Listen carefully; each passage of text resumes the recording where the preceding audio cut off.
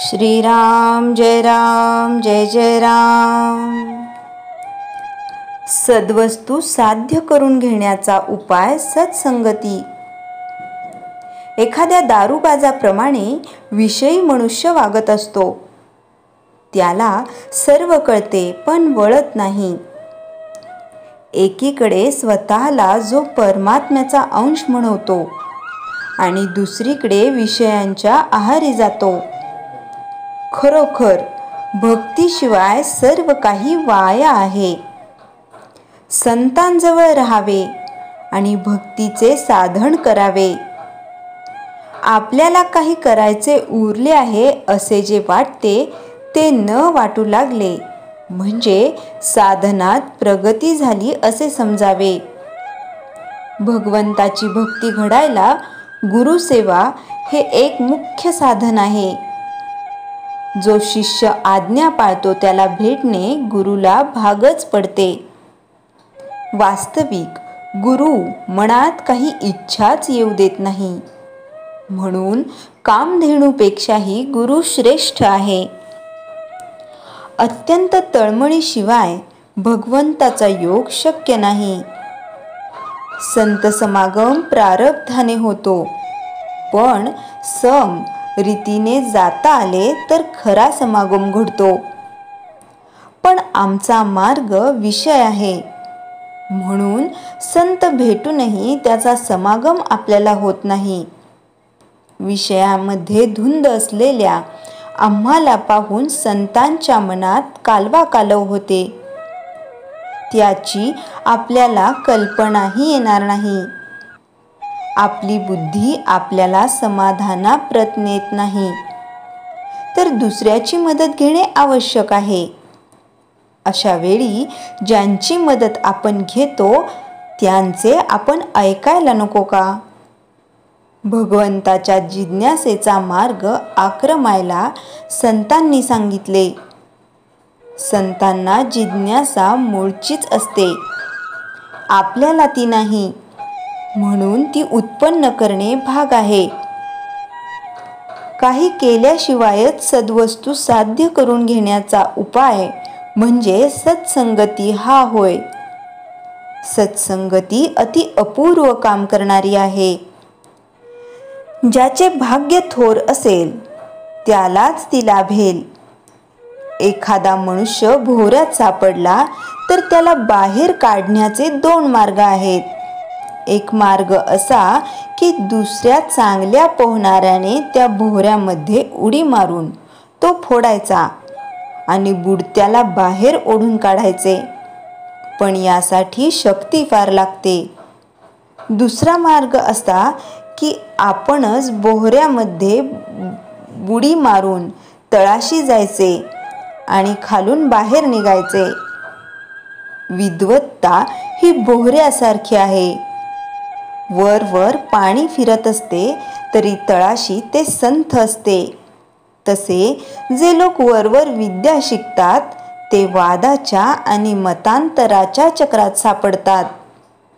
पण जे खोल तळाशी जातात त्यांना खरे काय ते आपोआप कळते आणि ते सगळीकडे एकच असते. विद्येच्या बोहऱ्यामध्ये सापडणाऱ्यांना बाहेर ओढून काढण्याचे काम फार मोठ्या संतांचे असते. शहाण्याने त्या भानगडीत न पडावे. हजारो लोक भगवंताच्या नामाला लावणे हे खरे संतांचे काम होय. श्रीराम जय राम जय जय राम. चैतन्यवाणी. कोणत्याही सत्पुरुषाची परंपरा रक्षण केली पाहिजे, त्यात आपले घुसडू नये. श्रीराम जय राम जय जय राम. निदान संकटाच्या वेळी तरी दीर्घकाळ नामस्मरण करावे. निदान संकटाच्या वेळी तरी दीर्घकाळ नामस्मरण केल्यास संकटाला तोंड देण्याचे धैर्य देव देतो. संत ज्ञानेश्वरांच्या वेळी चोखामेळा नावाचे एक थोर संत होते. पंढरीचा विठ्ठल हा चोखामेळ्यांना रोज रात्री त्यांच्या घरी भेटावयास येत असे. आणि पहाटे परत जात असे, असे म्हणतात. एकदा पांडुरंगाने आपल्या गळ्यातील मौल्यवान हार चोखामेळा यांचे गळ्यात घातला. पहाटे तो हार तिथेच विसरून देव मंदिरात परतले. विठ्ठलाच्या गळ्यातील मौल्यवान हार चोरीस गेल्याचे बघून गडबड उडाली. पुढे तो हार चोखामेळा यांच्या घरी सापडला. विठोबाचा हार चोखामेळा यांनी चोरला असे समजून स्थानिक लोकांनी चोखोबांना मारहाण करायला सुरुवात केली. त्या संकटातून सोडवणूक करण्यासाठी चोखोबांनी एका अभंगाद्वारे देवाची प्रार्थना केली. त्या अभंगात चोखोबा म्हणतात, धाव घाली विठू आता चालू नको मंद, बडवे मज मारती ऐसा काहीतरी अपराध, विठोबाचा हार तुझे कंठी कैसे आला, शिव्या देऊनी म्हणती महाराज देव बाटविला. स्वतःची योग्यता काय आहे हे संतांना चोखोबा म्हणतात. अहोजी महाराज तुमचे दारीचा कुत्रा, नकाजी मोकलू चक्रपाणी दुजे द्वारा. शेवटी चोखोबा म्हणतात, जोडोनिया कर चोखा विनवितो देवा, बोललो उत्तरी तरी राग नसावा.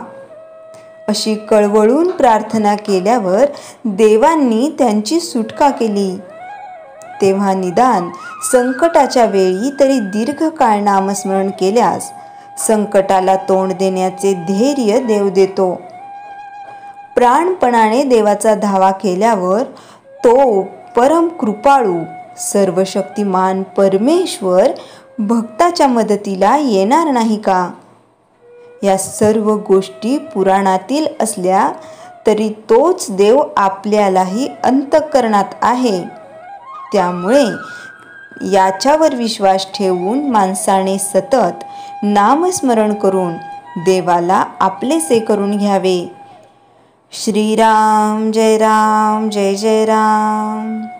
हे रामा पुरुषोत्तमा नरहरे नारायणा केशवा, गोविंदा गरुडध्वजा गुणनिधे दामोदरा माधवा. हे कृष्ण कमलापते यदुपते सीतापते श्रीपते, वैकुंठाधिपते चराचरपते लक्ष्मीपते पाहि माम. श्रीराम जय राम जय जय राम. जयाच्या जनी जन्मनामार्थ झाला, जयाने सदा वासनामात केला, जयाच्या मुखी सर्वदा नाम कीर्ती. नमस्कार तया ब्रह्मचैतन्यमूर्ती. श्रीराम जय राम जय जय राम.